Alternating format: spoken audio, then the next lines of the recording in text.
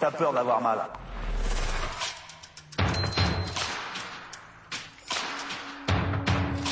C'est une trompette.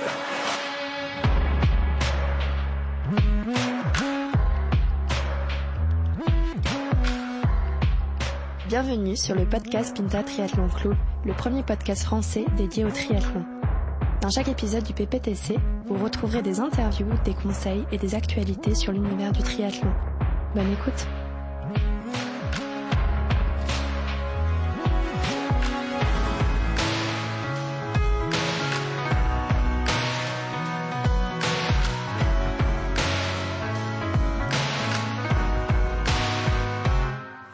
Trois 24 dans les... Mais putain, même quand j'avais Pellegrini, après ça, j'aurais craché dessus.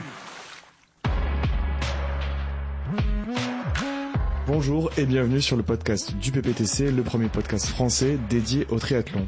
Aujourd'hui, on va consacrer un épisode, un deuxième, à la natation. Et pour parler de natation aujourd'hui, on va recevoir un très bon nageur qu'on a connu à travers une épreuve sportive. On va en savoir un peu plus tout à l'heure. Aujourd'hui, je suis accompagné de Geoffroy. Bonjour à tous. Et de notre cher Olivier qui est à distance puisqu'il habite maintenant à Bordeaux. Exactement, bonjour à tous. C'est délocalisé. Bonjour messieurs, Mélène n'est pas là avec nous mais on pense fort à lui. Et aujourd'hui on a le plaisir d'accueillir Mamoun. Mamoun, bonjour. Bonjour Mamoun. Bonjour à tous. Bienvenue sur le podcast. Donc j'évoquais un peu tes qualités de nageur et ce pourquoi on t'a invité aujourd'hui. Pour progresser, pour qu'on puisse tous progresser, nos auditeurs et nous-mêmes en natation. Est-ce que tu peux, dans un premier temps, te présenter auprès de nos auditeurs ? Donc je m'appelle Mamoun et moi je suis nageur depuis mes 12 ans environ. Donc j'ai commencé par la natation, puis après j'ai fait 12-13 ans de water polo en compétition et puis après à la naissance de ma fille, je pouvais plus trop assurer les entraînements, les matchs le week-end et tout ça, et donc je suis retourné à la natation et donc ça fait maintenant 15 ans que je nage en master.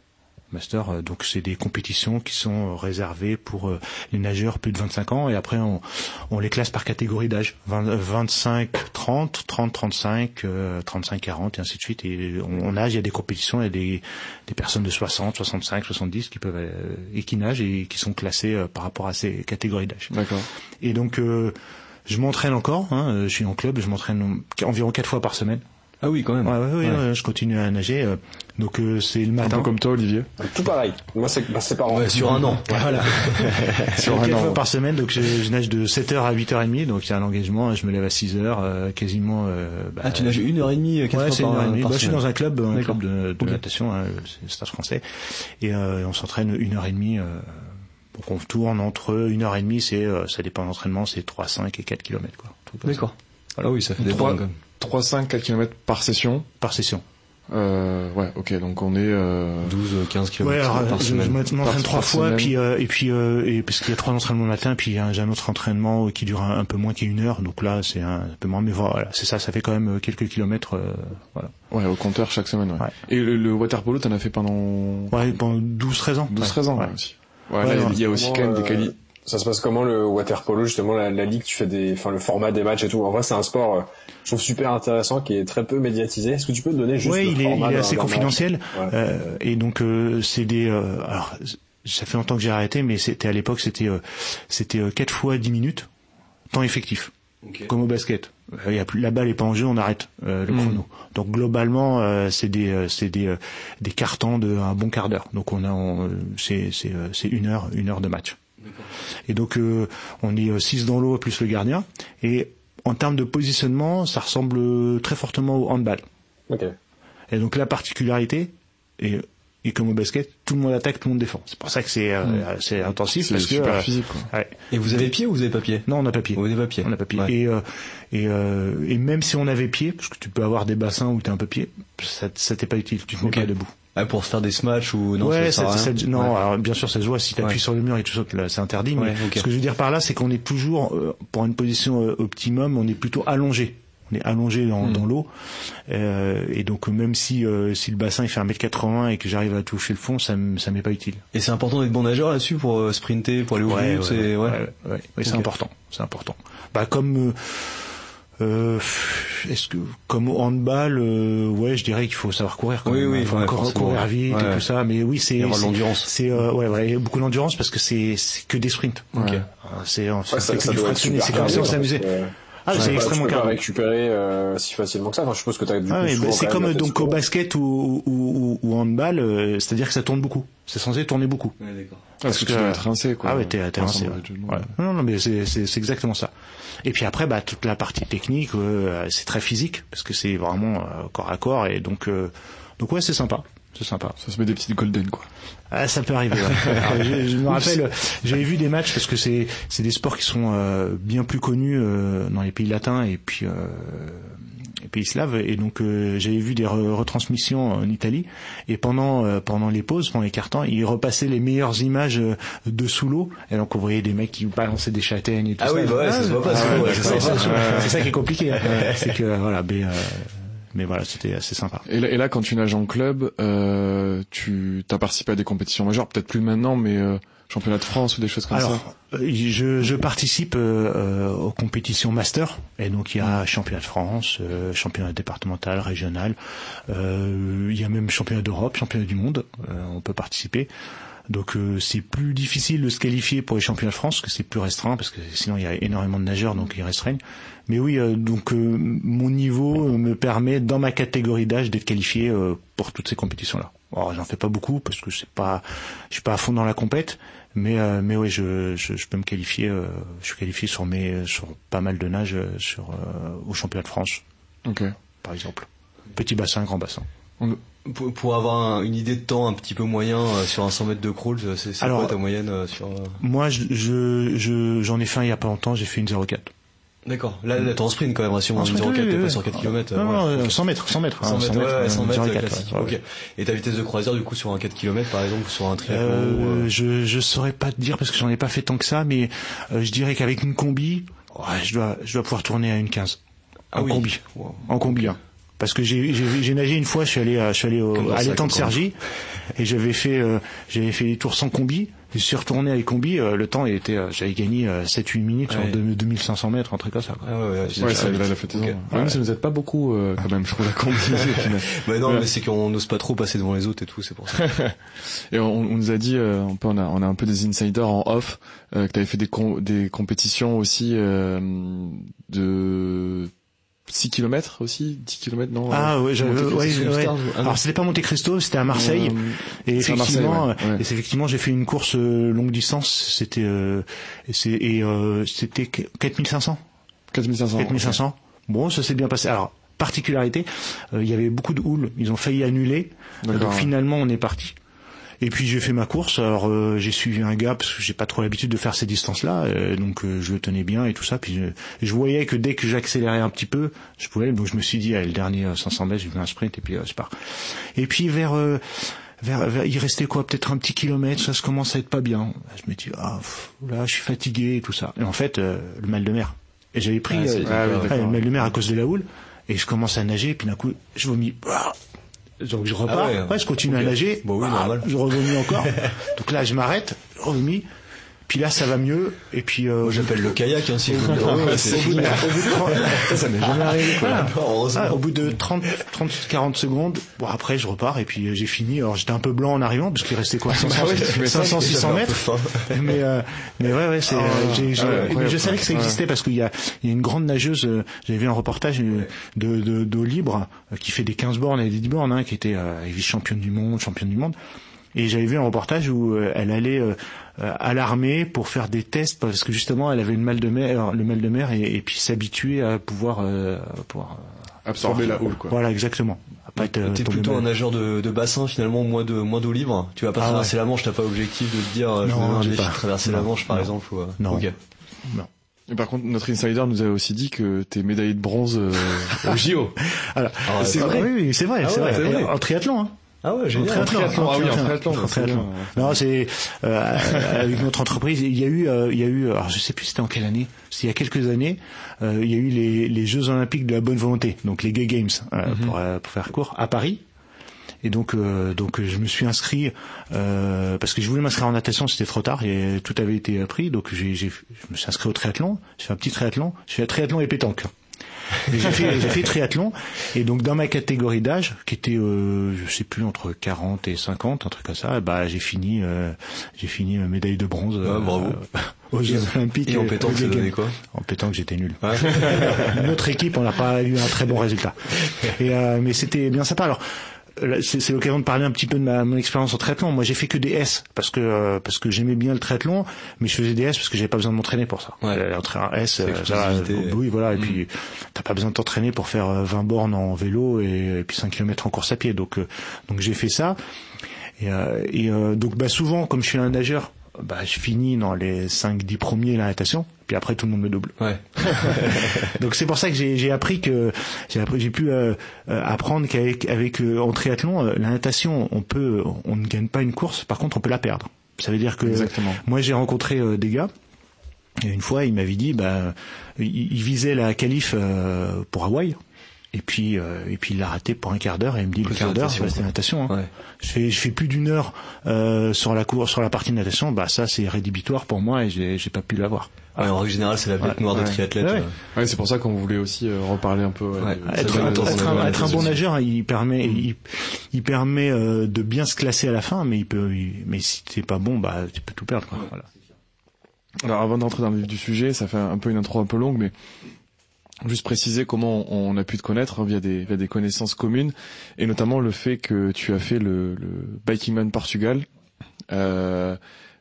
C'était l'an dernier. Oui, c'était l'an dernier, c'était l'an dernier 2022, ouais. Où Mélène et moi-même on a eu la chance de le faire. Donc t'as terminé Lanterne Rouge, mais il faut expliquer quand même l'histoire avant. C'était une détermination quand même incroyable.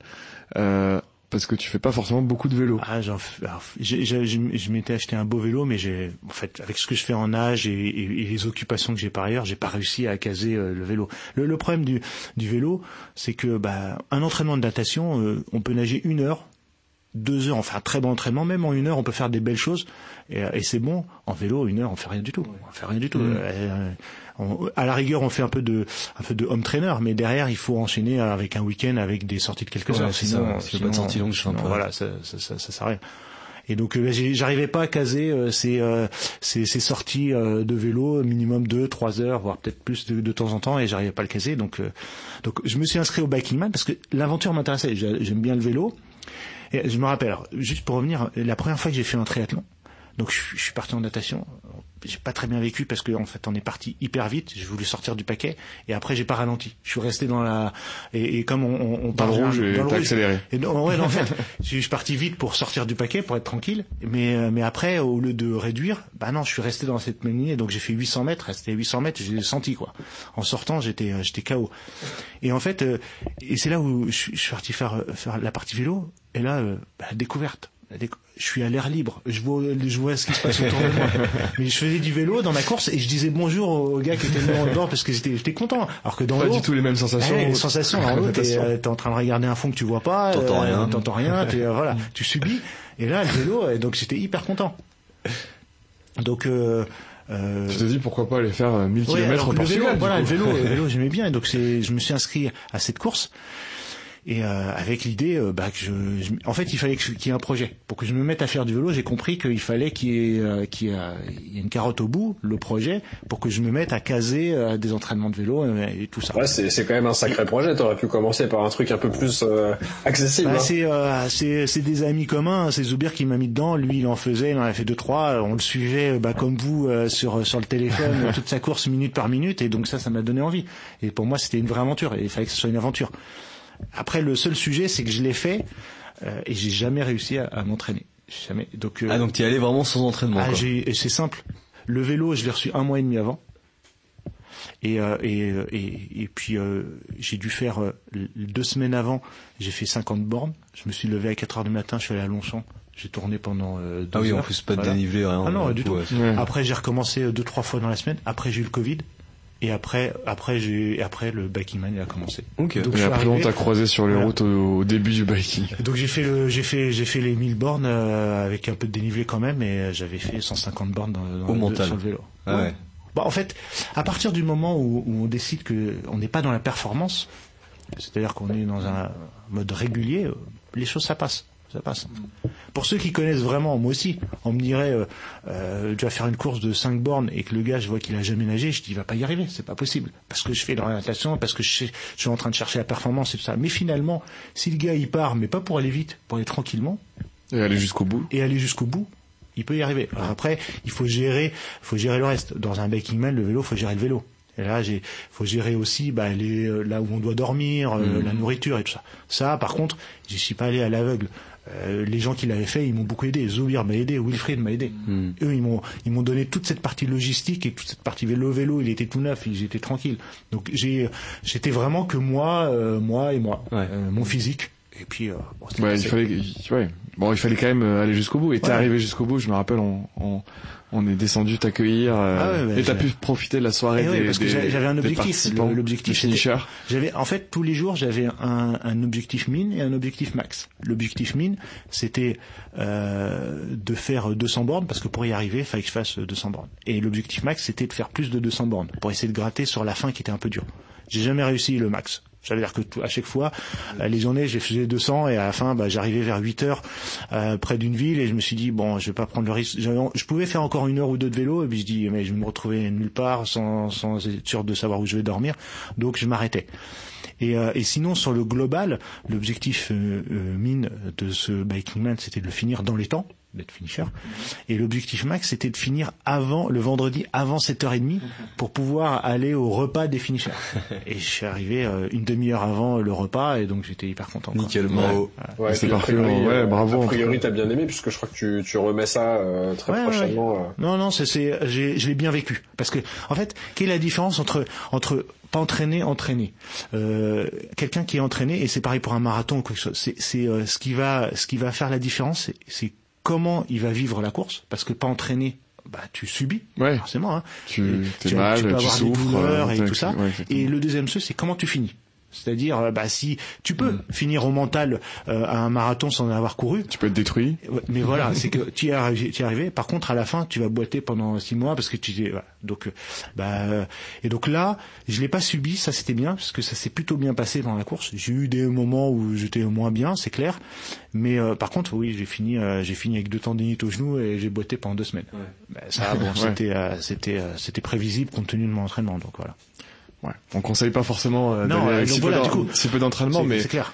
En tout cas, tu remplis pour la Corse. Ouais. Là, la Corse, c'est beaucoup plus dur, donc je me suis dit, il faut pas que je peux pas me permettre de plus que 50 bornes, quoi. Je peux pas me permettre de faire ça. Il faut que j'apprenne aussi à le déniveler, à rouler en hiver, parce que en Portugal, il y en a, mais c'est jamais plus de 300, 400 mètres, et puis après, ça redescend, puis ça remonte tout de suite.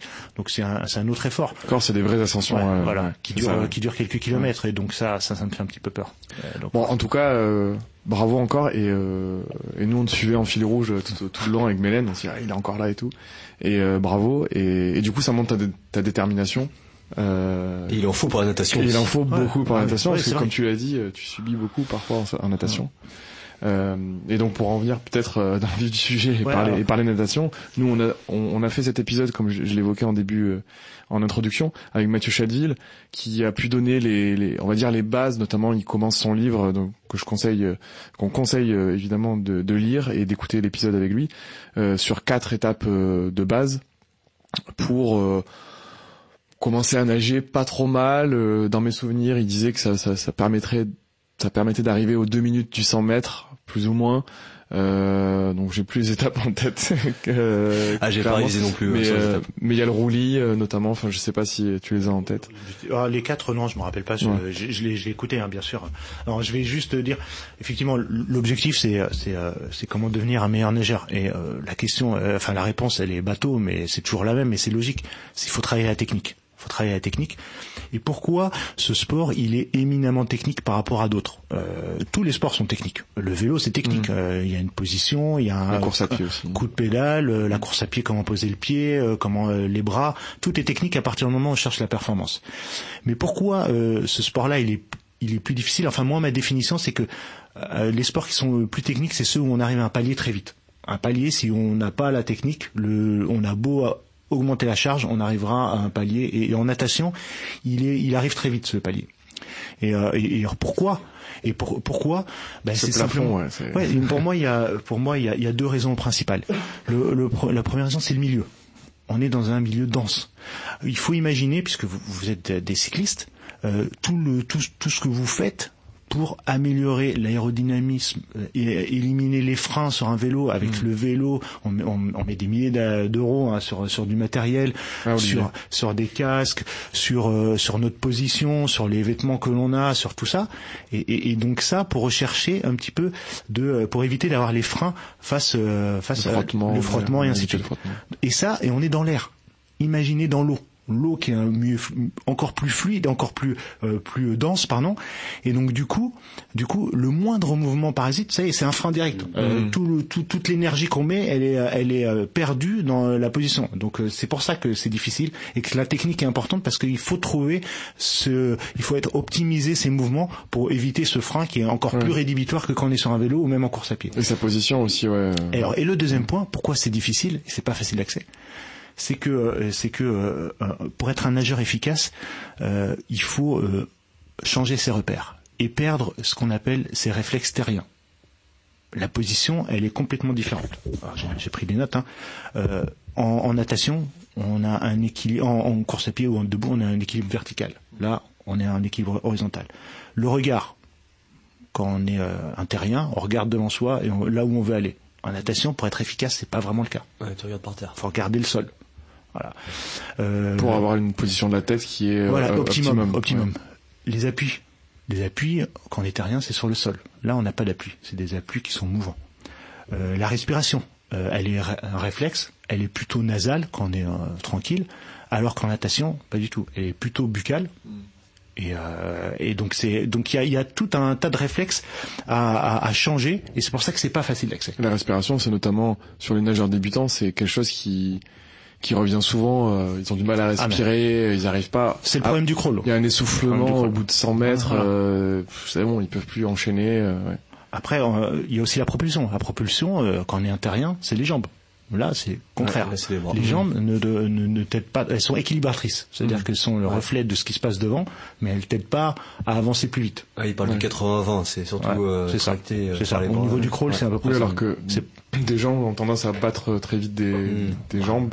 Tout ce que tu fais, c'est t'essouffler. Voilà, tu t'essouffles et t'avances pas plus. Les jambes, elles sont équilibratrices, ça veut dire que en fonction des mouvements que tu fais devant, elles compensent pour essayer de garder cet équilibre-là.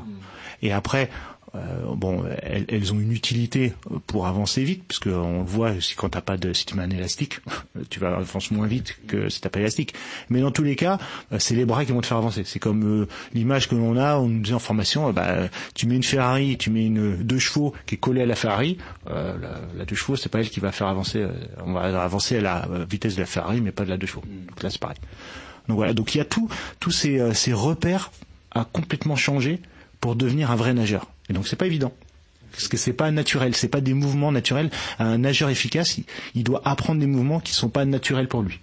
Donc c'est pour ça que c'est pas facile, et c'est pour ça que ça demande du travail et que c'est de la technique à acquérir. Ouais, voilà. Et puis comme tu dis, en effet, c'est le seul sport, je crois, où t'atteins le palier vite. En effet, parce que tu donnes un vélo ou des chaussures de course à pied à n'importe qui fait beaucoup de volume d'entraînement, il va s'améliorer naturellement. Alors il va peut-être pas atteindre des paliers de professionnels parce qu'il aura pas les bonnes techniques, parce qu'il aura pas l'expérience, etc. Mais le crawl, au final, tu sais pas nager, voilà. Si on te donne pas les clés, alors il faut essayer de les trouver toi-même, mais c'est pas évident parce que c'est contre-intuitif. Et puis en plus, moi je trouve que malgré tout, ce qui est en plus compliqué dans la natation, pour reprendre les points que tu mentionnais, c'est que en fait, quand tu essaies de progresser et de passer ce premier palier, il faut se rendre compte des différentes étapes que tu as citées, des différents points que tu as cités. Sauf qu'en fait, ça demande une charge mentale assez importante en fait, parce que tu te concentres sur un bon geste ou une bonne position de la tête ou une respiration correcte, mais du coup t'oublies l'autre. Et en fait, c'est la coordination de tous ces éléments qui est super dur à avoir sur le long terme en gardant ta lucidité pour réussir à progresser. Et ça, c'est vrai que, moi personnellement, j'ai jamais réussi à craquer ce truc-là, et ça me... Plus la fatigue qui s'accumule. Voilà. Tu peux pas penser à tout en même temps. C'est-à-dire, et la natation, il faut penser la tête, la respiration, le mouvement des bras, le mouvement des jambes, et tout ça fait beaucoup trop de choses. La façon dont tu vas aller chercher les appuis, la façon dont tu vas rentrer la main, tu vas la pousser jusqu'au bout, ainsi de suite.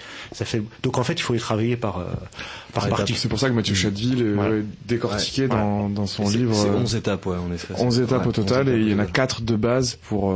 C'est ça. avoir une nage un peu correcte, on va dire. Et alors, pour rappel, les éléments fondamentaux qu'on nous a appris à la FFN, qui sont basés sur des théoriciens, Marc Bégotti, Raymond Cateau, c'est des théoriciens de la natation. Donc la première étape, c'est la construction du corps flottant, ce qu'on appelle le corps flottant, c'est-à-dire cette capacité à te mouvoir dans l'eau, à bien gérer son équilibre, à gérer les contraintes respiratoires, à faire l'exercice de la profondeur. Parce que moi, je connais plein de nageurs, ils n'ont pas réglé, ils ont encore plein de problèmes de corps flottant. Et des nageurs qui finalement, on se rend compte que ils aiment pas trop aller, ils sont pas à l'aise quand ils vont au fond de l'eau, ou bien qu'ils ont la tête en arrière et tout ça. Et donc en fait, ils n'ont pas réglé ces problèmes-là. Et finalement, c'est des freins pour la suite. Donc ouais, vas-y. Est-ce que ça veut dire que on doit savoir faire la planche, par exemple? Alors, un des exemples, c'est de faire l'étoile de mer, être capable de flotter tout seul. Alors, on doit pas, on peut passer ça, mais c'est des freins pour la suite. Ouais, ça rejoint ce que tu disais de se dire que c'est un milieu plus dense et forcément si ton corps il est pas, t'as pas une bonne flottaison, si t'as un peu par exemple les fesses qui rentrent. Donc là, c'est de la résistance que tu vas créer. Alors, au-delà de ça, là, je suis en train de parler vraiment des peurs. Il y a des peurs. Ah oui, d'accord. Plutôt liées aux peurs. Okay. Peurs qu'il faut régler, qui te permettent après d'aller plus loin. Et donc voilà. Après, donc ça, c'est le corps flottant. Et comment on fait pour des jeunes enfants? On s'amuse. On va aller chercher le cerceau au fond de l'eau. On va aller explorer la piscine, on va essayer de voir, on va se mettre au fond de l'eau, on va vider ses poumons, on va voir qu'on monte, qu'on descend en fonction de tous ces jeux-là. Et j'ai deux amis à qui j'apprends un petit peu à nager parce qu'ils sont pas du tout nageurs. Et je vois qu'il y a ces choses-là, ils savent pas les faire. Faire une roulade, pour eux, c'est impossible. Il y a l'eau qui rentre dans le nez, ils savent pas gérer ça. Et moi, je tendance à dire, vous avez pas assez joué dans l'eau quand vous étiez jeune. Ils ont pas eu accès à ça. Donc c'est appréhender son environnement, voilà, en avoir peur. Exactement. Donc il y a ça, mais après on peut devenir un nageur en n'ayant pas réglé, mais c'est des freins. Après, l'autre point important par contre, c'est la construction du corps projectile. Projectile, c'est-à-dire être l'alignement dans l'eau. L'alignement tête, tronc, bassin. C'est-à-dire chercher à avoir un corps droit, dur, tendu, avec un mouvement de bras qui est proche de la tête, bref, un bâton. Quand un enfant, c'est ce qu'on dit, il faut que tu sois comme un bâton dans l'eau, donc bien droit, bien dur. Et ça, cette construction-là, pour commencer à être efficace dans l'eau. Et après, une autre étape, c'est la construction du corps propulseur. On va commencer, une fois qu'on a travaillé un petit peu ce corps projectile, qu'on n'a jamais fini de travailler, pour être très clair, on va travailler le corps propulseur, c'est-à-dire rechercher les appuis solides dans l'eau. Parce que c'est un mouvement on peut avoir des appuis fuyants, c'est-à-dire que le bras il traverse l'eau, mais il a aucune efficacité. Il n'y a pas d'appui. Ouais. Il faut rechercher ces appuis-là. Et là, on va parler tout à l'heure des sensations. Pour rechercher ces appuis-là, au-delà de la technique, de la main, de la pale, avec le coude qui est plié, ainsi de suite, tout ça c'est technique. Mais déjà rechercher la sensation d'aller appuyer dans l'eau. Parce que c'est cet appui-là. Ce qu'on appelle la construction de la pale.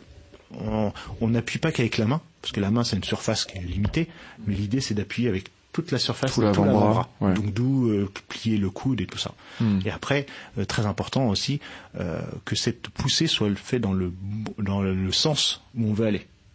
Parce que souvent... Pas vers l'extérieur... Alors, au-delà de ça, donc on appuie dans l'eau, donc si on appuie dans l'eau, on soulève. Donc, ça ne nous intéresse pas, on veut aller tout droit. Après, on va ramener vers l'arrière et après, on va le soulever le bras. Et donc, on va créer une poussée vers le bas, ce qui nous intéresse pas. Donc, en fait, c'est pousser vers les pieds le plus longtemps possible. Parce que c'est devant qu'on veut aller. Oui, pas pousser vers le fond de la piscine. Exactement. Et à la fin du geste, vers le haut de la piscine. Le haut de la piscine, exactement.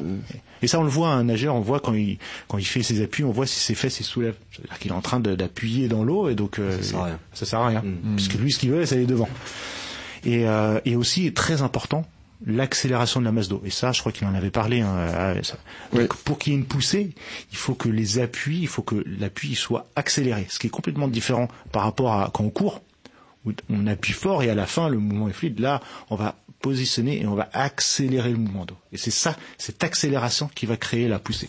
Parce que si j'appuie doucement, je peux ne pas avancer. Oui, je crée pas de résistance. Je crée pas de résistance parce que j'appuie doucement et donc j'avance pas ou quasiment pas. Alors que là, il faut que je prenne l'appui et que je l'accélère. Et c'est ça qui va donner la poussée forte et efficace. Du coup, cette accélération-là, est-ce que c'est pas lié aussi à à la masse musculaire. Enfin, au bout d'un moment, si on pousse fort comme ça pour créer de la résistance, peut-être qu'après 300 mètres, on a les bras en compote et ou ça n'a pas du tout le lien. Et non, alors, bien sûr. Peu importe la masse musculaire de la personne. Plus on va pousser fort et plus on va utiliser ses muscles, et il faut que ces muscles ils soient préparés à cet effort. Préparés, voilà.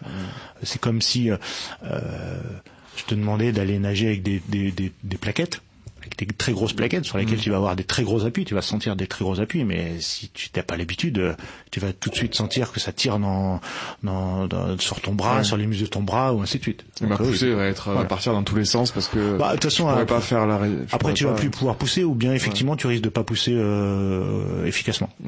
Parce que tu vas chercher à reposer ton muscle. Donc à éviter la résistance. Donc oui, il faut, mais ça t'es pas obligé de faire de la muscu pour bien nager. Ça va aider pour gagner plus de puissance et pousser plus fort. Mais en nageant régulièrement, déjà le corps se développe pousser, et voilà. Ouais, on le voit dans les reprises aussi quand on a arrêté de nager depuis un moment. Les reprises sont moi c'est difficile à ce niveau-là, quoi. Tu dis que ton corps c'est plus je me rappelle les quelques fois où j'ai eu une période où j'ai pas nagé pendant longtemps. J'ai repris un entraînement tout de suite. J'arrivais pas à finir l'entraînement parce que j'avais ce muscle-là, comment il s'appelle, les triceps. J'avais hyper mal aux triceps. J'arrivais plus à tirer dessus parce que ça sollictait les triceps. Et mes triceps, les muscles de mes triceps, ils étaient plus là pour pouvoir m'aider, quoi. Et donc j'avais hyper mal. Je finissais pas l'entraînement. Il fallait quelques entraînements. Il fallait se remettre dedans progressivement pour. Donc voilà. Alors en fait le challenge de tout ça, c'est donc on a dit garder le corps projectile, parce que c'est ça la finalité, être efficace. C'est comme en vélo, garder la position aérodynamique le plus longtemps possible. Et donc le challenge du nageur, c'est de garder cette position efficace avec la respiration, parce que la respiration va venir tout chambouler, exactement, et aussi avec la fatigue. Avec la fatigue, rester et continuer à rester dans une position efficace, mais en étant fatigué, et surtout à chaque fois qu'on respire. Et on respire très régulièrement. Moi-même, quand je nage, je vois bien que ma respiration, elle vient détériorer tout ce que. Alors, c'est pour ça qu'on voit des fois des nageurs et ils nagent avec des tubas. Oui, c'est pour qu'en fait, la tête. Voilà, exactement. Ça veut dire qu'ils vont nager pendant un certain nombre de longueurs avec une position qui est toujours la bonne. Donc ils vont travailler à garder cette position-là. Là, c'est parce qu'ils vont travailler ils font des éducatifs sur d'autres gestes que la respiration. Exactement. Ah oui. Oui. Et ils veulent pas perturber leur entraînement, du coup, le tuba permet de. Comme on a dit tout à l'heure, on est obligé de se concentrer sur un exercice et sur un mouvement, et on peut pas tous les gérer. Donc là, avec le tuba, on supprime dans l'équation la partie respiration, et donc on peut travailler soit un alignement, soit la poussée, soit, je sais pas, ça dépend de l'exercice et de la consigne qui est donnée par l'entraîneur. Est-ce qu'on est obligé d'avoir une double respiration de chaque côté? Tu conseilles quoi c'est pas du tout une obligation. C'est pas du tout une obligation. Tu fais comme tu le sens. Après, c'est quand même intéressant de pouvoir respirer des deux côtés. Ok. Ouais, d'alterner. Voilà. D'alterner, voilà. De savoir. Mais Joji, il a du mal à respirer là actuellement. Donc voilà. Après, moi, ce que je voulais apporter à ce podcast, c'est travailler, c'est comment aider le nageur, le triathlète notamment. À ce qu'il se rende compte de ce qu'il fait, et est-ce que le mouvement qu'il est en train de faire quand il nage, quand il s'entraîne, ou bien quand il est en compète, est-ce qu'il arrive à se rendre compte de lui-même qu'il est en train de bien nager, ou bien non, il fait plus le bon mouvement. C'est hyper compliqué, bien sûr. J'ai lu on m'a fait passer un petit film où il y avait une personne qui avait fait des recherches et qui disait que le cerveau, entre une situation qu'il a vécue ou une situation qu'il a imaginée, globalement 75% c'était la même chose. Il utilisait les mêmes parties du cerveau à 75%. Donc en fait, et c'est ce qui se passe quand je vois un nageur, on lui dit bah voilà, le nageur, je lui dis tu dois nager en essayant d'être aligné et d'aller chercher loin devant. Et donc lui, il pense qu'il le fait, et moi je le vois, il le fait pas. C'est comme quand on dit voilà, tu vas nager en étant aligné et tu vas mettre les bras devant toi comme ça. Et tu dois être aligné le plus longtemps possible et tu vas faire des battements et tu vas nager. Et donc lui, il pense qu'il le fait et moi je vois qu'il fait ça. Qu'il a les bras en triangle, qu'il a les bras en triangle. Et je dis mais si, je le fais, j'ai allongé, mais non, ça. Et donc après, alors comment faire pour qu'il se rende compte qu'il fait pas le bon mouvement? Et même plutôt que de lui dire simplement mets les bras devant toi alignés, c'est que tes bras, tes biceps, ils touchent ton oreille. Et là, il peut pas faire ça parce qu'il voit tout de suite. Est-ce que mes bras touchent mon oreille? Non. Donc forcément, si les bras sont tendus devant, s'ils ont bras tendus devant, les biceps vont toucher les oreilles automatiquement. Et donc l'idée, c'est de travailler là-dessus. Je disais, tu fais une longueur et quand tu nages, il faut que ton biceps, il vienne toucher ton oreille. Mais c'est comme les techniques de préparation mentale, ça. C'est un peu, ça me fait penser à ça. Les pros font justement un peu d'imagerie mentale, comme ça. Même les sportifs pros dans n'importe quel sport, l'objectif c'est de revivre les mouvements aussi, même en dehors du moment où tu pratiques le sport, pour bien se remémorer les bons gestes et justement pour aller travailler le jour J, quoi. Donc ça, là, l'idée c'est de travailler sur les sens. Ouais. Sur les sens. Alors on a 5 sens. Mais on peut travailler sur 2, parce que l'odorat, le goût ou bien l'ouïe, bon, en piscine ça sert pas trop, hein, mais par contre on va travailler sur la vue et le toucher. Notamment, on parlait de la position de la tête. Pour qu'il ait la bonne position, on a dit qu'il faut qu'il ait un regard vertical. Quand tes yeux, ils doivent regarder le fond. Ils doivent pas regarder devant toi. Et donc toi, tu sais, à un moment, tu t'es laissé aller, mais tu te rends compte, mais j'ai la tête levée là, parce qu'on dit, tu dois pas avoir la tête levée. Mais s'il voit devant lui, c'est qu'il y a un problème. Il doit regarder le fond. Ou pour respirer. Un des problèmes de la respiration, c'est que le nageur, il regarde le plafond parce qu'il cherche à aller prendre le plus d'air possible. Il regarde le plafond. Mais qu'est-ce qui se passe quand il regarde le plafond? Il y a tout le corps qui est en train de se décaler. Il est tout tordu. Au lieu d'être aligné dans l'eau, là, il est en train de flottaison. Enfin, t'as presque un œil qui voit l'intérieur de la piscine. Idéalement, c'est ça. Et donc moi, à ces nageurs-là, je leur dis, c'est simple, tu dois pas voir le plafond, tu regardes un repère sur le côté, tu vois les panneaux, ta vue, tes yeux ne doivent pas dépasser ça. Et donc comme ça, tu regardes la ligne d'eau à côté ou la ligne d'eau. Alors pour les bons nageurs, enfin les nageurs en club, on nous dit en fait c'est simple, il y a un œil qui reste dans l'eau et un œil qui sort de l'eau et pas plus. Et après la bouche, elle va aller chercher l'air. De toute façon, quand tu te propulses, ça fait naturellement une petite vague sur ta bouche. Voilà, c'est ça. Et donc, encore faut-il aller à une certaine vitesse. Du coup, en travaillant sur ces sens-là, là, on travaille sur la vue. Eh bien, le nageur, il va se rendre compte qu'à un moment, je vois le plafond. Donc, je n'ai plus la tête en bonne position. Et donc, il va se rappeler. C'est un indicateur. C'est un indicateur qui va le rappeler qu'il est plus dans la bonne position. Et donc, que ça soit en entraînement, parce qu'un entraîneur, en piscine, il doit avoir entre 15 et 30 nageurs. Il peut pas regarder à chacun, ce qu'ils font. Il corrige de temps en temps. Mais à un moment, il faut que le nageur, il soit capable de s'auto-évaluer. De voir s'il fait le bon mouvement. Et donc c'est ça, c'est ça le travail de sensitivo-sensoriel, c'est de travailler sur les sens et sur la sensation. La sensation, par exemple, comme je le disais tout à l'heure, on doit aller chercher les appuis le plus loin possible. Ça veut dire aller appuyer dans l'eau, pas devant sa tête, mais bien en avant. Et donc pour ça, il faut que le bras soit tendu. Si le bras est tendu, il doit sentir une tension au niveau de son muscle sous les aisselles là. Sous les aisselles, le long du... S'il sent pas cette tension, c'est qu'il n'est pas en train de tendre le bras. Et donc ça veut dire qu'il n'est pas sur une recherche efficace d'aller chercher plus loin les appuis. C'est un exemple. L'autre exemple, c'était ce que je disais tout à l'heure, l'épaule qui vient toucher la joue. Parce que si je vais chercher loin, ça veut dire que j'engage l'épaule, forcément l'épaule, elle vient toucher. Mécaniquement, elle vient taper dans ma tête, sur la joue. Et c'est important, c'est de dire que c'est pas la tête qui va aller toucher l'épaule. Oui. Parce que des fois, il y a ce biais-là. C'est pour ça qu'il faut toujours recadrer un petit peu. Parce que, c'est pas ta tête qui va toucher l'épaule, c'est l'épaule qui vient. Ta tête reste bien alignée. Voilà, exactement. Et donc, ça, moi, je le fais quand je nage.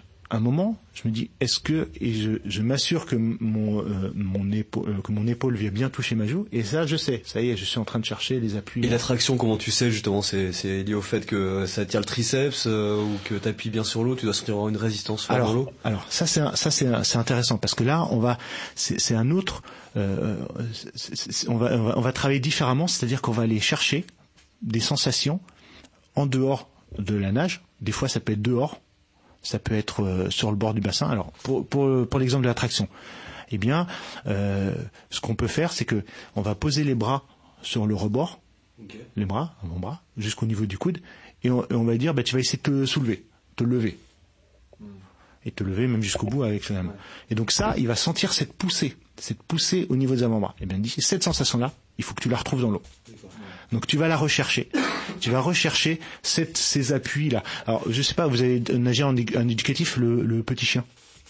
Vous savez ce que c'est le petit chien? C'est les deux bras en même temps, là? Alors, les bras, ils sont devant. Et la nage du petit chien, c'est que simultanément, on vient avancer sur les avant-bras et on fait comme ça. Et donc en fait, l'un après l'autre, ouais. L'un après l'autre, parce que c'est comme ça que nage le chien. Et donc du coup, en faisant ça, en n'ayant pas les jambes, c'est-à-dire on met un pull boy ou bien sans pull boy, eh bien on va se rendre compte qu'on va avancer qu'avec ces petits mouvements. Et donc, si on veut avancer, on va commencer à chercher les appuis. On va chercher la meilleure position des mains. Meilleure position des mains, et puis surtout chercher ces appuis qui vont me faire avancer. Parce que si je le fais pas, j'avance pas. C'est simple. Hein. Et donc, on fait cet exercice-là pendant une longueur, et l'autre, on revient en nage normal. Et là, l'idée, c'est de retrouver cette sensation d'appui que tu as cherché avec ça.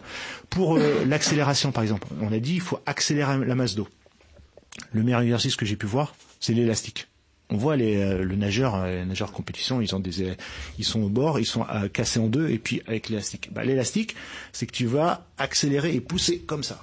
Donc t'as l'élastique attaché. T'as attaché au mur. Toi, t'as une plaquette avec la main. Avec la main, tu vas essayer de ramener l'élastique derrière toi.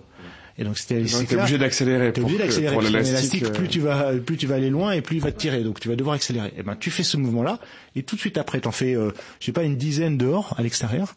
Et après tu dis hop, tu vas dans l'eau. Et cette sensation-là que t'as retrouvée avec l'élastique, il faut que tu la retrouves dans l'eau. Donc c'est ça, c'est travailler sur l'essence. Et donc le nageur, il va aller, soit il la trouve, soit il va aller la chercher. Donc il va faire des différentes actions pour retrouver ces sensations-là. Et donc c'est ça l'idée, c'est de lui donner des sensations qui correspondent au bon mouvement qu'il devrait réaliser. Et il faut qu'il les retrouve dans l'eau. Et tout seul. Et il le sent tout de suite. Est-ce que tu as retrouvé ces sensations-là? Non. Donc c'est que le mouvement, t'as pas réussi à le faire. Et donc travailler là-dessus. C'est à ça que servent les éducatifs. C'est souvent les exagérations d'un mouvement qui devrait être idéal. On l'exagère. Par exemple, quand on fait du rattrapé, on nage pas en rattrapé. Mais l'idée, en rattrapé, c'est de pousser fort et de garder le plus longtemps possible le bras en avant pour glisser et ainsi de suite. Et justement, les éducatifs, d'après toi, c'est, comme tu le dis là, c'est indispensable. Pourtant, on peut pas s'améliorer sans éducatif? Non, pour moi, je vois pas d'autre solution, puisque c'est les éducatifs, c'est censé travailler cette partie technique qu'on a dit qui était si fondamentale et si importante pour un nageur. Ouais, on peut pas y échapper en fait. Alors par contre, ce qu'on nous a appris, à n'importe quel niveau. Par exemple, si tu considères, alors après n'importe quel niveau, voilà, mais si tu considères être un nageur moyen. Quand je dis moyen, c'est que tu fais on va dire 2 minutes aux 100 mètres. Enfin, même toi, à ton niveau, tu fais des éducatifs et c'est indispensable. À n'importe quel niveau. Je suis convaincu que Manodou et autres, ils font des éducatifs. Ils continuent à en faire pour corriger certains défauts qu'ils ont, quoi. La particularité de la natation, c'est qu'on finit jamais d'apprendre. Hein. J'avais jamais un autre sport pour faire le lien, le ski. Je me suis mis assez tardivement au ski, donc du coup, quand j'ai commencé à faire du ski, j'ai pris des cours. Et je discute avec les profs et tout ça. Et ce que m'avait dit un professeur de ski, il m'avait dit, de toute façon, le ski, on finit jamais d'apprendre. Toute notre vie, on apprend. Et il m'avait dit aussi une chose qui est très intéressante, parce que je pense que c'est utile aussi pour la natation. Il m'avait dit, on a essayé de faire apprendre le ski à des sportifs de haut niveau qui font pas du ski, et donc de leur donner tout de suite les bons mouvements. Mais ça marche pas. Il faut qu'ils repassent par des étapes, comme le nageur, on l'a vu là, d'apprentissage et petit à petit pour arriver au bon mouvement. Ils ont essayé tout de suite le bon mouvement, ça marchait pas. Et est-ce que par exemple sur les... au-delà, pardon Jean-G, mais au-delà des éducatifs, en fait, j'ai l'impression qu'au final, la natation, c'est que de la technique que tu entraînes, et est-ce qu'il y a des moments au final où toi tu prends du plaisir à faire des allers-retours, à nager, tu vois, parce que comme tu disais tout à l'heure, quand tu passes sur le vélo, sur le triathlon, tu regardes dehors, t'es content, il se passe des trucs. Est-ce que tu arrives quand même, malgré tout, de temps en temps, à aller nager que pour le plaisir dans un bassin? Oui, je nage pour le plaisir. Sinon j'irai pas 4 fois par semaine. Enfin, je trouverai un autre truc. Mais et en fait, c'est quoi? C'est la sensation dans l'eau. C'est grisant. Ouais, c'est grisant de glisser de cette recherche. Et puis aussi le fait que je suis toujours en train d'apprendre. Ça fait, comme je vous l'ai dit, j'ai 30 ans de licence. J'ai encore énormément de choses à améliorer pour être efficace et être un bon nageur de compétition. Plein de choses. Là, en ce moment, c'est la respiration. Je respirais, ma tête était trop longtemps en dehors de l'eau, et également j'avais un problème de synchronisation, c'est-à-dire que je respirais pendant que je poussais, ce qu'il faut éviter. D'accord. Il faut éviter. Donc du coup, j'ai un éducatif pour m'éviter ça, c'est que j'attends que ma main elle ait touché ma cuisse, c'est-à-dire qu'elle commence à sortir de l'eau pour tourner la tête. Et donc du coup, ça m'oblige à tourner la tête vite. Tu commençais à sortir la tête quand j'étais en train de pousser. Pas fini de pousser. Voilà, j'avais le bras comme ça, et donc c'est le classique, parce qu'on veut, pour essayer de rester le plus longtemps possible, pour prendre le plus d'air ou d'être le plus à l'aise. Et en fait, un vrai nageur, lui, il respire, il fait comme ça. Et donc, c'est quand t'es vraiment prêt à sortir, demi-seconde. Voilà, c'est ça. Donc l'autre, elle est en train de revenir, et c'est à ce moment-là, en fait, quand tu respires, tu dois voir ta main passer. Mais c'est pas, vous allez voir, c'est pas naturel du tout. Hein. Ah, je pensais que tu devais pousser quand tu respirais, justement. Enfin, ok. Non, parce qu'en fait, qu'est-ce qui se passe? C'est que t'es en train de pousser alors que t'es pas en position aérodynamique, parce que la tête tournée vers le côté, donc ton corps au sein-pied, ça freine. Idéalement, tu dois être comme ça, c'est-à-dire bien droit, le bras droit, et là tu pousses, et là t'es en train il faut prendre l'air entre les deux poussées, parce que exactement. Quand tu pousses, si tu sors la tête, effectivement, tu crées de la résistance, quoi. Okay. Et ta poussée est moins efficace. Ouais.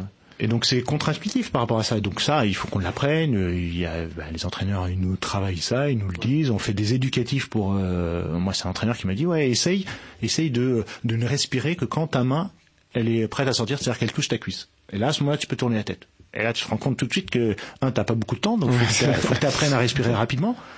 Et puis c'est pas pareil. Enfin voilà. Et dans une séance justement de 3-4 bornes là que tu fais avec ton club ou d'une heure, 1h30, c'est quoi la part des éducatifs que tu fais? C'est la moitié? C'est un tiers du temps? Ça dépend. Non, dans la partie chauffement en fait, et puis au milieu, enfin ça dépend du corps de séance, qu'est-ce qui est prévu. Est-ce qu'on va faire du cardio? D'accord. Est-ce qu'on va faire des vitesses? Est-ce qu'on va faire tout ça? Donc mais il y a je dirais que il y a un quart. Okay. Un quart. Mais par exemple pour nos amis triathlètes qui peuvent s'entraîner, on va dire quoi, 45 minutes 2 fois par semaine, grosso modo, si tu conseillerais quoi? Je leur conseillerais de faire un bon tiers en éducatif, mais en fait, ce qui est important, l'éducatif c'est pas utile. Il faut faire l'éducatif et tout de suite après le mettre dans la nage. Ouais. Et donc en fait, ce qui est intéressant, c'est que quand on me fait faire un éducatif en début de séance, donc j'essaie de comprendre pourquoi il est là, pourquoi, et après derrière dans toute la séance tu essaies de le mettre en œuvre. J'essaie de garder, de dire il a voulu me faire travailler ça, maintenant sur ma série qui peut être des séries en 50, des 100, des 400, je vais essayer de ce qu'il a essayé de me faire acquérir, que je le garde dans la nage, que je le mette dans la nage pour l'intégrer, sinon ça sert à rien. Donc en fait, faut toujours. Pour ça, je m'ennuie pas quand je nage. Je m'ennuie jamais. Je suis toujours en train de réfléchir à mon bras comme ça, ma main comme ça et tout ça. Au contraire, c'est quand je commence mon esprit commence à vaguer que là, c'est fini. Je suis sûr que je dégrade rapidement. C'est ce qu'on évoquait justement en off avant le podcast. C'est que il y a aussi ce côté de perdre le focus sur sa nage, la concentration. Enfin, personnellement, moi, ça m'arrive plein de fois où ton esprit divague et du coup, tu te dis je suis en train de faire n'importe quoi. Mais tes gestes se perdent, ou la fatigue, tu l'évoquais aussi. Et la fatigue. Alors moi, ces dernières années, j'ai commencé à réfléchir et quand je fais une compétition sur un 100 mètres ou un 200 mètres le dernier quart, il commence à être vraiment très dur. Ouais. Et là, c'est là où je me dis, au moins nage bien. C'est-à-dire parce qu'en fait, on sera toujours plus efficace en mettant peut-être un petit peu moins d'engagement, mais en étant efficace, qu'en essayant de finir à bout et de faire n'importe quoi. Et en fait, on sera encore plus mauvais. Moi, je vois quand je suis dans une course où vraiment j'en peux plus, le dernier virage, je le rate. Souvent, je le rate. T'es à bout, quoi. Ouais, je suis à bout, et donc en fait, je suis plus lucide, et donc mon dernier virage, il rate, et en fait, peut-être que j'irai un petit peu moins lentement, et que je raterai moins au virage, je perdrai moins de dixièmes qu'en essayant d'aller vite, et puis voilà. Et en tout cas, dans la nage, c'est sûr. Donc il vaut mieux y aller moins vite, enfin entre guillemets, moins de fréquence, mais d'être plus efficace. Et je pense qu'en termes de temps, tu t'y retrouveras largement. Ouais, parce que oui, donc quand la fatigue arrive, on se concentre plus sur faire les bons gestes plutôt que d'essayer de forcer. Et c'est là où je viens, quand on est fatigué, et c'est là où c'est important de travailler sur les sens. Qu'est-ce qui te permet de voir que tu es encore en train de bien nager? Eh ben, c'est tes sens, c'est le fait, est-ce que mon épaule est-ce que mon bras il est encore près de ma tête quand je nage? Est-ce que je pousse bien vers le fond? Est-ce que je suis bien en train de regarder vers le fond et pas devant, en attendant le mur avec impatience qu'il arrive? Voilà. Donc tous ces sens-là, il faut avoir conscience pour pouvoir après rectifier pendant que tu es en train de nager. C'est ça qui est important. Et du coup, est-ce qu'il y en a d'autres de ces sens et de ces repères? Tu as évoqué l'épaule sur la joue pour aller chercher, être sûr de bien aller chercher loin. Tu as évoqué la vue, avec la position de la tête, la position qui regarde bien au fond de l'eau et pas devant. Là, quand je respire, que je suis pas en train de regarder le plafond, que je suis en train de regarder aux fleurs de l'eau ou à peine, parce que ça se travaille ça quand même, mais au moins regarder les nageurs, je dis vous regardez le mur à côté de la piscine, voilà, les yeux doivent pas être plus haut que tel niveau. Voilà, par exemple. La flottaison, est-ce qu'on dit souvent, est-ce qu'on sent qu'il y a les fesses qui sortent pour être sûr que... Ça, je sais pas si on doit le sentir. Si. Alors, peut-être pas en crawl, mais en dos, on essaie que, pour bien s'assurer qu'on est bien aligné, on dit que le nombril, il doit essayer de sortir de l'eau. Comme si le nombril était sorti de l'eau. Parce que là, ça veut dire qu'on lève le bassin, et donc ça veut dire qu'on commence à être vraiment bien droit. En natation, si tu veux le faire sur le dos, Olivier, c'est un bon repère sur un prochain tri. Mais sinon, pour le coup, je me rappelle très bien la sensation que j'ai eue le jour où l'entraîneur il a travaillé sur la position de la tête et il nous a dit vous regardez au fond de l'eau. Je l'ai fait et d'un coup j'ai senti l'eau froide sur la nuque. Que je sentais jamais parce que c'était toujours vers l'avant, donc plié, et j'ai senti cette sensation pendant plusieurs centaines de mètres, et là j'ai senti que effectivement là je faisais le bon moment. Bien, quoi. Ouais. Et tu parlais de la fréquence aussi tout à l'heure, donc en effet on parle souvent de puissance, et puis ensuite une fois qu'on a la puissance tu mets la fréquence, donc la fréquence des bras. Tu disais justement quand t'es fatigué, vaut mieux mettre de puissance que de la fréquence, c'est ça? Ouais, être bien positionné, pousser fort, et peut-être un petit peu moins de fréquence pour pas faire n'importe quoi, pour pas faire de bouillon et plutôt qu'autre chose. Alors ça me fait penser à une chose, ce que je vois pour les nageurs qui sont pas des vrais nageurs, c'est-à-dire qui sont d'autres choses à côté ou qui sont plutôt en loisir, c'est que parce que moi je nage avec des triathlètes ou des non nageurs qui font pas de compète, et à l'entraînement ils peuvent aller aussi vite que moi, avoir du fond et tout ça. Là où ils sont moins bons, c'est quand il faut aller vite. Et donc ça c'est un point, je pense que un triathlète doit aussi travailler sa vitesse. On se dit poser la question du fractionné par exemple. Moi aussi je voulais la poser. Non, mais on se dit de toute façon c'est que des longues distances, c'est des 800, des 1500, des 1600, c'est l'endurance, donc il n'y a pas besoin de travailler la vitesse. Ouais. Mais en fait, dès qu'on va entrer en mode compétition, cette vitesse elle est importante. D'abord, en travaillant ta vitesse, tu vas travailler tu vas être encore plus efficace. Tu vas chercher à être efficace. C'est important aussi de travailler tous ces éducatifs avec un minimum de vitesse. Parce que quand c'est lent, tu peux pas bien les travailler. Donc, il faut travailler cette vitesse-là. Ça, c'est hyper important. Et je dirais même, pour un triathlète, il n'a pas besoin de faire du fond. Il fait déjà du vélo, je sais pas combien de fois par semaine. Il fait de la course à pied. Donc il va pas travailler sa VMA à la piscine. Ouais, tu vois ce que je veux dire. Donc il vaut mieux qu'il en fasse un peu moins en termes de volume, qu'il travaille la technique, qu'il travaille la vitesse, c'est-à-dire sa capacité à aller vite, parce que même dans une course de triathlon, il faut savoir aller vite au début, trouver sa vitesse de croisière, peut-être à la fin sprinter. Enfin, travailler cette vitesse-là, elle va être utile, y compris pendant toute sa course, pendant une course de fond. Donc ça, c'est important. Sa vitesse de base, il faut la travailler. Donc, paradoxalement, faire de la vitesse en natation. Parce que ça va enclencher plein de choses. Et donc ça peut être par des fractionnés. Ouais, donc du coup c'est se faire mal un peu quand même. Ah ben oui. Oui. C'est le cardio un peu. Ouais. Nous ça fait ça fait des années qu'on se fait pas du tout mal. Ouais. On y va, on nage. Faire des séries où on fait des 15 mètres vite et après on repos, des 25 mètres vite et du repos. Faire des séries en 50 mètres avec un temps de départ toutes les minutes. Je sais pas, ça dépend de combien de niveaux. Toutes les minutes faire un départ. Donc avoir un minimum d'engagement. Je regarde ma montre, je suis toujours le cardio il est plat quoi. Je suis à 120. Comment c'est jamais mal en fait. C'est jamais mal. La natation, c'est ça qui est. Et donc ça peut être paradoxal. Des fondistes, on leur demande de travailler la vitesse. Mais je pense que il faut travailler sa vitesse de base. C'était un de mes entraîneurs, et donc dit ça. Un de mes entraîneurs, je me rappelle, il nous avait fait le plan pour l'année. Et il avait dit, bon, moi, c'est pas mon truc de faire des grosses séries, des 10 x 400 et 5 x 200, des trucs comme ça. Moi, je travaille plutôt la vitesse et la technique.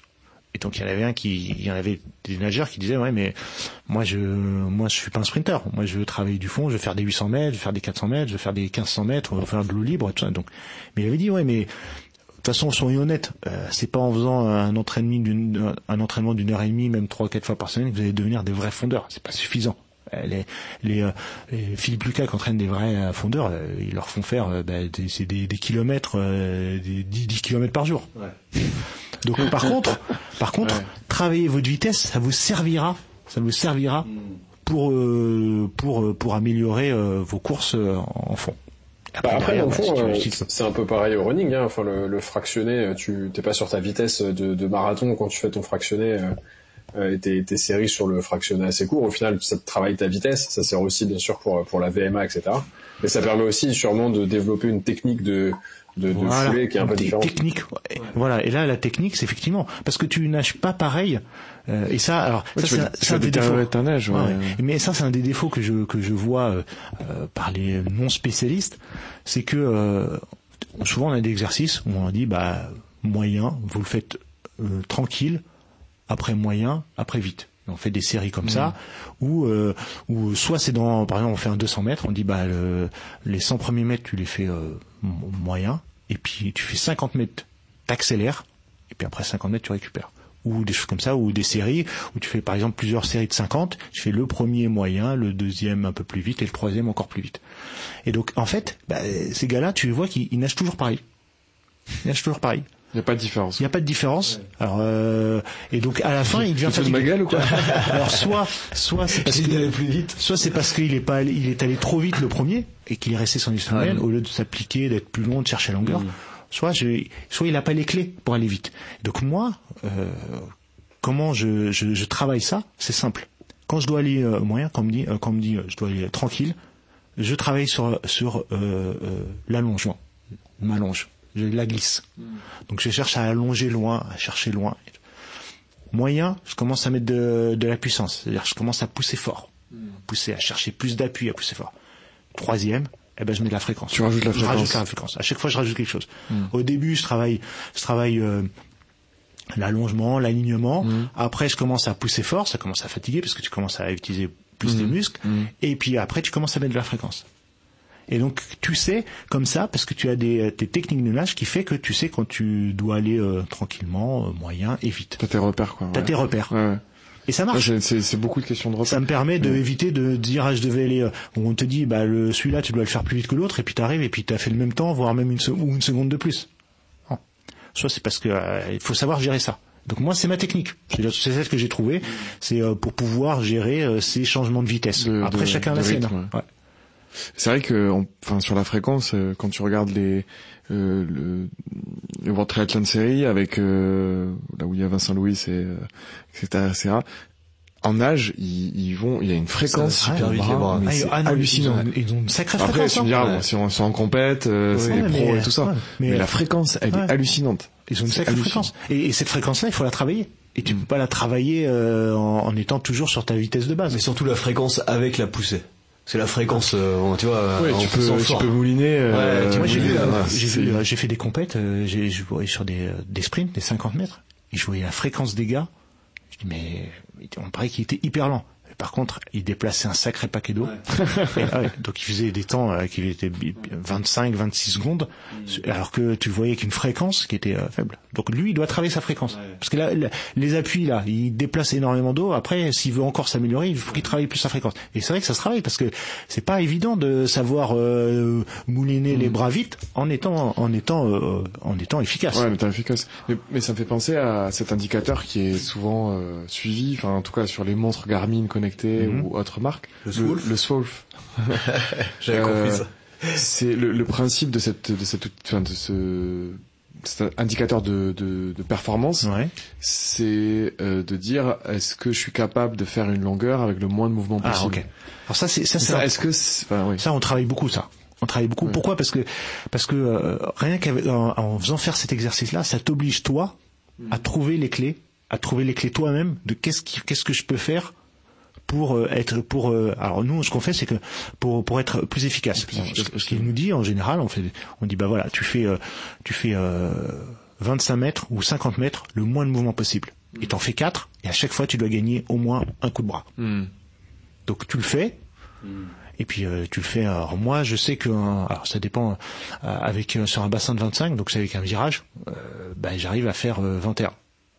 C'est-à-dire que j'arrive à faire une longueur avec 10 mouvements, puis le deuxième est toujours un peu plus long parce que je suis moins efficace, je suis plus fatigué, ou la poussée au mur était moins bonne et tout, donc j'arrive à faire 21 mouvements sur le 100 mètres. Quoi. Sur le 50 mètres. Le 50 mètres. C'est 25 mètres, 2 fois 25. Ah, 2 fois 25. Ok. Et après l'idée c'est, ok, t'es arrivé sur ce constat-là, t'en fais un normalement, t'en as fait, je sais pas, tu dis j'en ai fait 26, le prochain, ta consigne, c'est d'en faire 25 ou 24. Faut que t'en fasses moins.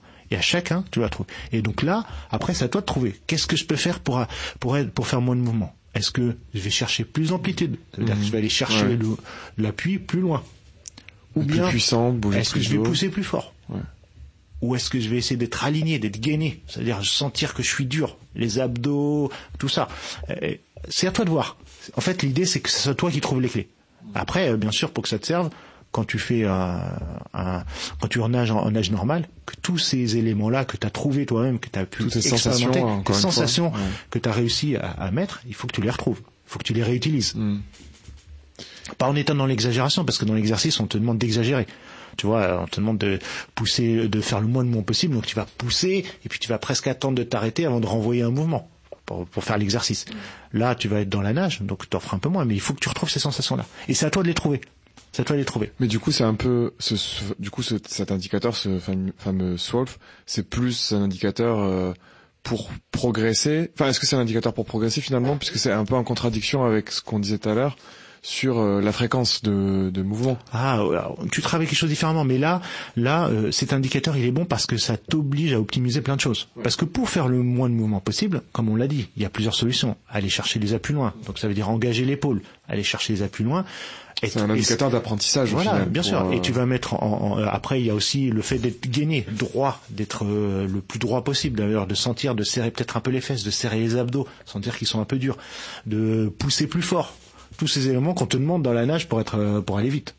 Donc ces éléments. Après, pour travailler spécifiquement la fréquence et la vitesse, il y a d'autres choses. On te demande soit de faire des séries en rapide, 15 mètres à fond ou 25 mètres à fond. Il y a aussi des fois on travaille en survitesse, c'est-à-dire que on a travaillé ça, c'était un élastique. On met un élastique autour de la taille, on le met au mur, on se tire le plus loin possible et après on se laisse tirer vers l'élastique vers le mur et en fréquence. Tac tac tac tac tac. Et on est poussé par l'élastique et là on sent qu'on est en train de travailler les bras qui vont plus vite que ce que tu pourrais donner habituellement. Bon, en tout cas, mais ça c'est pour faire du sprint. Mais en tout cas pour rester simple, oui, faire des sprints. 15 mètres, 20 mètres, 25 mètres. Après un peu de repos et repartir.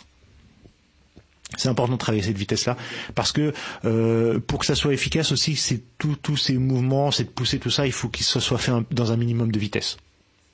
Pour avoir, pour ressentir des sensations. Voilà, ressentir les sensations et puis l'idée c'est d'aller un peu vite quand même. Oui. C'est de passer de 2 minutes à une 40 ou une 30 le 100 mètres.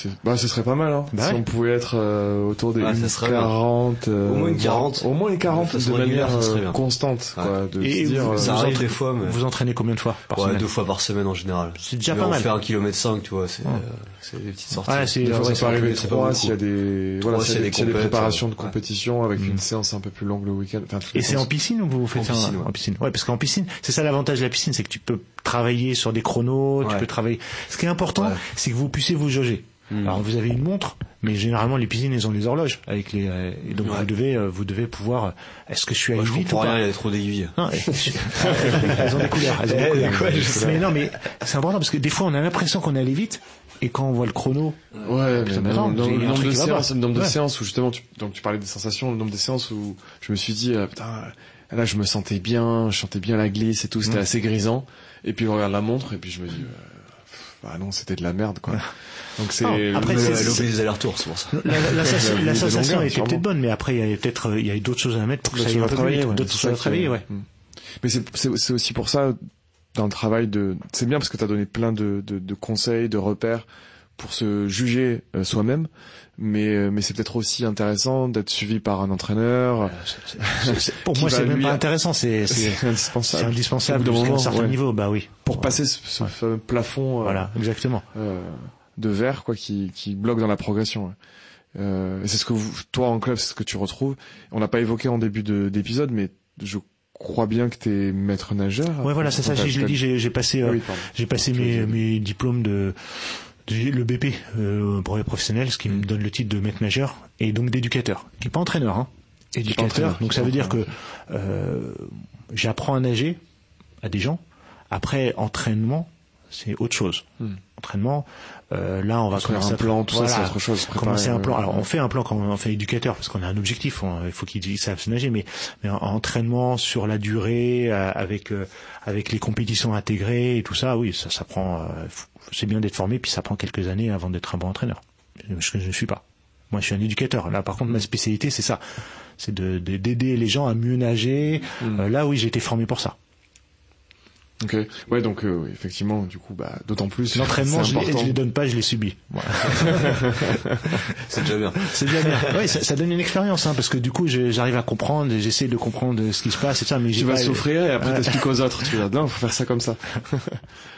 Mais bon, on a compris, il faut aussi se faire un peu mal aussi aux entraînements pour progresser. Mais ça, je pense que il n'y a pas de secret. Oui, il n'y a pas de secret. Il n'y a pas de secret. Il n'y a pas de secret.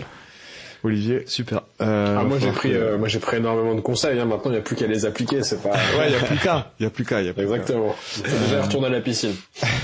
Oui, ça c'est la base, effectivement. Alors il y a l'entraînement à sec. Alors ce qui est important. Entraînement à sec, c'est pas mal ça pour toi. Mais en tout cas, à partir de c'est ce que j'allais dire. À partir d'un certain, PPG, c'est hyper important parce que moi je l'ai subi. J'ai nagé et jusqu'à il y a peut-être une dizaine d'années, quand j'ai commencé à comprendre la pale, c'est-à-dire à pousser fort, à solliciter. Là, j'ai commencé à solliciter bien comme il faut mes épaules et les blessures sont arrivées. Et ça a duré quelques mois. Je suis allé voir un kiné. Et en fait, dès que j'ai commencé kiné et à faire les exercices à côté et la PPG, ça a disparu tout de suite. Le kiné, il a expliqué, il a dit, à partir du moment où on fait un sport de façon plus ou moins intensive, qu'est-ce qu'on appelle intensif, à partir de 3 fois par semaine, 4 fois, comment on les fait, tout ça, il dit, la PPG est indispensable parce qu'il y a des déséquilibres qui se font dans le corps. Ouais. On utilise plus un mouvement que l'autre. Et là, pour le nageur, typiquement, c'est les épaules qui sont plus vers l'avant, puisqu'on est donc il y a les pectoraux. Et en plus, d'autant plus si on s'étire pas, et on est d'accord qu'il y a aucun qui s'étire. Il s'étire ici, hein. Là, j'ai des problèmes de dos actuellement. Faut que je fasse moi le premier, hein. Donc, du coup, il y a les épaules en avant, et donc ça crée des conflits ici au niveau de l'épaule, des tendinites. Ouais. Et dès que j'ai commencé à faire de la PPG, c'est-à-dire à travailler le dos, eh bien, ça a tiré mon épaule vers le dos et c'est fini. Les conflits, ils ont disparu. Ils ont disparu. Et en plus, j'ai changé ma façon de nager parce que j'avais des tendinites à répétition. On a parlé du roulis. Hyper important le roulis. Le roulis, il permet d'aller chercher les appuis au fond de l'eau, donc d'en avoir plus. Mais il permet aussi de cette position-là d'avoir l'épaule rentrée un peu dans l'eau. Et c'est surtout d'aller solliciter des muscles qui sont pas que l'épaule, mais qui sont aussi dans le dos. Et qui sont plus puissants. Et donc ça soulage, parce que si on nage à plat, on nage forcément que sur les épaules. Quand on est en roulis, les épaules sont. Elles flanchent. Moi, le problème du nageur, c'est les épaules. Et donc là, maintenant, j'apprends à bien utiliser le roulis et quand j'appuie, sentir que sensation. C'est les dorsaux. Voilà, je suis en train de solliciter mes dorsaux. Donc du coup, je suis plus fort puisque j'utilise des muscles qui sont quand même importants et surtout je soulève l'épaule. Et j'ai plus ces problèmes de conflit. Mais dès que j'arrête la PPG, c'est fatal. Avec mes 4 entraînements, c'est fatal. Ça revient directement. Donc c'est important. Et t'en fais combien justement de la PPG j'essaie d'en faire j'essaie d'en faire au moins 3-4. Ah ouais, quand même. Ouais, donc 4 séances de nage, 3-4 de PPG aussi. C'est normal qu'il y ait plus de temps pour du vélo après. Ouais. Ah oui, c'est ça. Comment tu vas faire pour le Backingman Corsica? Mais c'est une des raisons pour lesquelles je suis pas rentré dans le vélo. Je voyais trop parce que moi, quand je fais quelque chose, j'essaie de faire à un niveau suffisant pour que ça soit intéressant, que ça se passe bien, que je prenne du plaisir, que je sois pas trop naze en compète. Enfin voilà. Et donc du coup, je voyais avec le triathlon, je dis mais tous les jours t'as quelque chose. Et déjà j'avais du mal à caser ça dans mon emploi du temps, que ce soit familial, personnel, parce que j'aime bien faire d'autres choses, je peux faire que ça. Et je voyais qu'avec le triathlon, non, j'entrais dans quelque chose, voilà, je pouvais pas assumer, je pouvais pas assurer derrière ou l'assumer. Donc du coup, je préfère pas y aller. Et là maintenant, je me concentre sur le vélo et puis pas trop course à pied, j'ai les genoux fragiles, donc j'ai décidé que j'allais me préserver pour les années qui me restaient et de pas trop courir parce que c'est quand même ça entame. Hein. Quand on fait des Ironman et tout ça, je pense que Il nous reste une dernière question quand même, Thibaut. Oui, tout à fait, mais ok, je vais la poser. On a une question traditionnelle dans le podcast, c'est quelle est ta bière préférée? Toi qui adore les bières. Moi, je ne bois pas de bière, mais je vais quand même en citer une parce que j'ai une histoire. Dans le cadre de mon boulot, j'ai eu l'occasion d'aller visiter toutes les brasseries Kronenbourg de France. C'est pas mal ça, pas mal ton boulot. Tu travailles chez Heineken? Non. Heineken Kronenbourg, donc j'ai visité parce que je travaillais, je devais aller dans les usines pour aller voir comment ils bossaient, notamment, et puis les chariots élévateurs parce que je m'occupais de ça. Moi, je suis aux achats, donc je m'occupais de. Et donc du coup, il fallait que j'aille voir un peu comment ils travaillaient, quel matériel ils utilisaient. Donc, je me suis baladé sur toutes les. Donc, je vais dire Kronenbourg, Heineken Kronenbourg. Ok. Voilà. Une petite croc. Voilà. Une croc de chantier. Très bien. C'est moins exotique que les vôtres, mais voilà. En tout cas, merci beaucoup Mamoun pour tous ces conseils pour progresser en natation, essayer de passer un peu. Alors c'est vrai qu'on a dit plein de choses. Je sais pas s'il y avait des exercices bien plus précis. On pourra partager s'il y a des questions. Moi, j'hésiterai pas à vous donner un peu de mon expérience et de ce que Merci beaucoup. Voilà. Ouais, avec on te demandera peut-être un petit coaching particulier avec le PPTC. N'hésitez pas. Est-ce qu'on peut te retrouver quelque part sur les réseaux? Non, nulle part. Ouais. Nulle part. Écoutez, si vous avez des questions pour passez par le podcast. Qu'on peut retrouver sur Instagram. Olivier, on le retrouve où le podcast? PPTC_3 sur Insta. Bien vu. Moi j'ai dû aller vérifier parce qu'à chaque fois je me trompe. Mais t'as dit la bonne chose. Ouais, et PPTC sur Strava, sur Facebook aussi on est, sur YouTube pour écouter, et sur toutes les plateformes. Et bientôt sur TikTok. Non, je déconne. Non, mais c'est hyper intéressant. Hein. Moi, j'ai trouvé des podcasts vraiment intéressants. C'était sympa. Merci beaucoup. Et merci de nous avoir accordé ton temps. C'était aussi sympa pour moi. C'est très intéressant. N'hésitez pas à noter le podcast là où vous le pouvez sur Spotify et sur Apple Podcast. 5 étoiles, évidemment. Merci beaucoup et à très bientôt. Merci les copains. Merci à tous. Nagez bien. Bisous. Et n'importe. Et n'oubliez pas que le printemps, c'est le clou, bien entendu. J'en ai marre d'entraîner des cons, sans déconner, je te jure.